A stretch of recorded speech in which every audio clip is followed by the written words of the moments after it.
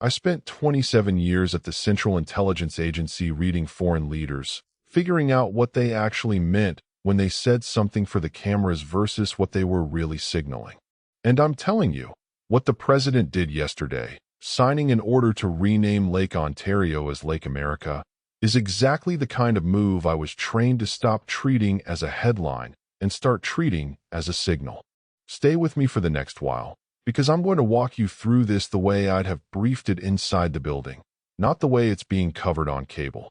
In my old job, when a foreign head of state made a strange, seemingly symbolic move, claimed a piece of territory, renamed something, made a gesture that had no legal weight, the analysts never dismissed it as noise. We treated it as a data point about intent, because leaders don't waste a signature and a photo op on nothing. So let's apply that same discipline here to our own government, because the tools don't stop working just because it's domestic. Here's exactly what happened. Yesterday, in the Oval Office, the president signed an executive order renaming Lake Ontario, the lake, not a park, not a building, to Lake America. He told reporters, quote, "This is official, effective immediately," and said he'd filed, quote, "all the necessary papers, documents, everything else." This lands 9 days after 50% tariffs went into effect on $20 billion of Canadian goods, and 1 day before Canada's retaliatory tariffs are set to hit U.S. exports on September 8th. If you haven't seen my breakdown of how we got to that tariff war, go watch it. I'll link it, and this will make a lot more sense with that context. Now let me be fair, because that's how you keep an intelligence assessment honest. Presidents rename things inside U.S. jurisdiction constantly: mountains, buildings, federal lands. That authority is real. And there's precedent this year for exactly this kind of move. The Gulf of Mexico was renamed the Gulf of America earlier in this administration, and that renaming did take hold, at least on U.S. government maps and documents. So this isn't unprecedented behavior from this White House. It's a pattern. But here's where it gets more serious than the Gulf of Mexico situation, and this is the part that matters. Lake Ontario is not solely U.S. territory. It's a boundary water, one of the Great Lakes shared with Canada under the Boundary Waters Treaty of 1909, administered jointly through the International Joint Commission ever since. The United States can rename what it calls the lake on its own federal documents and maps. It cannot unilaterally rename a body of water that another sovereign nation shares ownership of and expect that to have any force outside U.S. borders. Canadian officials have already said, flatly, they will not adopt the name. So functionally, what got signed yesterday is real as a domestic document and meaningless as an international one. And there's a piece of this that I haven't seen covered anywhere, and it's the piece that would matter most to an intelligence analyst looking at symbolism. The name Ontario isn't a colonial invention up for grabs. It comes from the Wendat word Ontario. The lake is beautiful. The lake is big. That name is over 400 years old. It predates the Canadian Confederation in 1867. It predates the American Declaration of Independence in 1776. When you erase a name like that with a signature, you're not just picking a fight with a foreign government.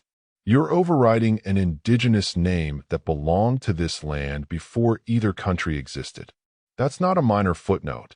That's the kind of detail that tells you this was a domestic audience gesture, not a serious act of foreign policy, because no one who understood that history would have signed off on it if the goal were actually diplomatic.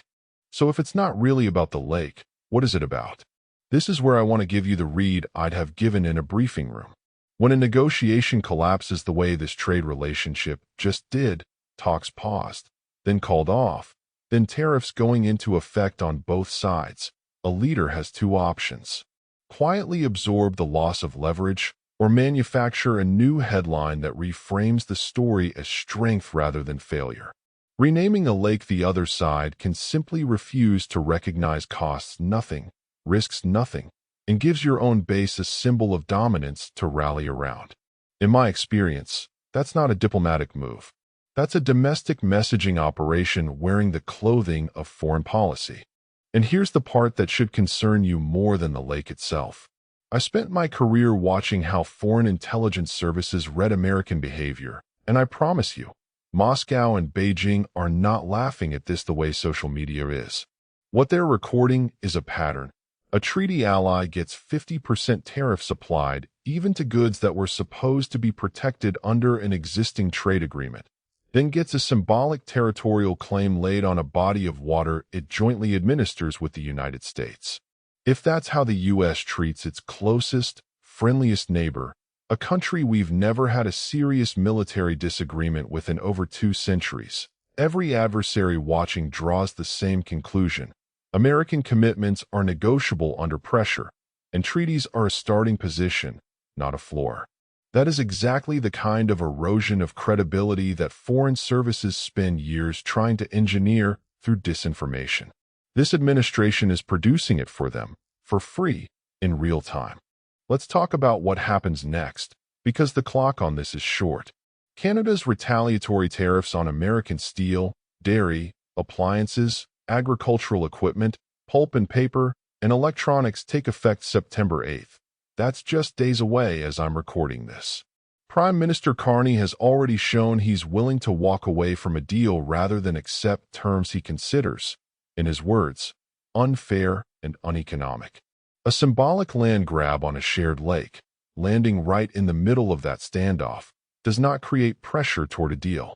It removes any incentive for the Canadian side to be the one who blinks first, because now backing down looks like it means accepting an insult on top of a trade loss. I'd assess this as more likely to harden the Canadian position than soften it.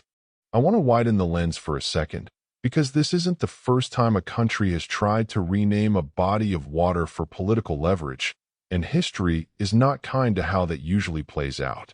Iran and its Gulf neighbors have fought for decades over calling the same body of water the Persian Gulf or the Arabian Gulf, an argument that has never been resolved and has cost both sides real diplomatic capital for nothing.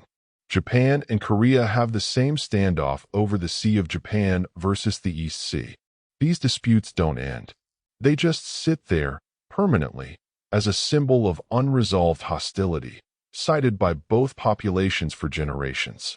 That is what a unilateral renaming actually produces, not a resolved claim, but a permanent grievance. If that's the model we're importing into a relationship with Canada, a country we've never had this kind of open hostility with, that's a strategic choice with a much longer shelf life than this news cycle. Here's my real concern, and it's not really about geography at all. In my career, the thing that made American diplomacy effective wasn't our military. It was that when the United States signed something, other countries could actually build policy around it. That predictability was the asset. Every time we treat a treaty boundary, a trade agreement, or a jointly administered resource as something one signature can override, we're spending down that asset. And unlike a tariff, you don't get that back with a phone call once the deal gets renegotiated.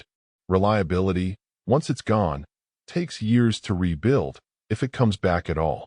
My assessment, for what it's worth, this order will function domestically, expected on U.S. federal maps and NOAA charts eventually, and internationally, it will function as exactly what Canada already called it. Nothing. No treaty basis, no recognition, no legal weight outside U.S. borders. But the diplomatic cost isn't measured by whether the name sticks.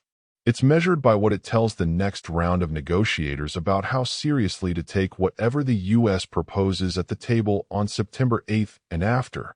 My read.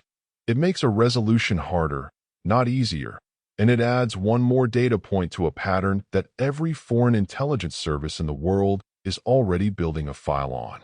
A name on a map doesn't change what a lake is, but how a country treats the agreements it signs. That's the thing every ally and every adversary is actually measuring.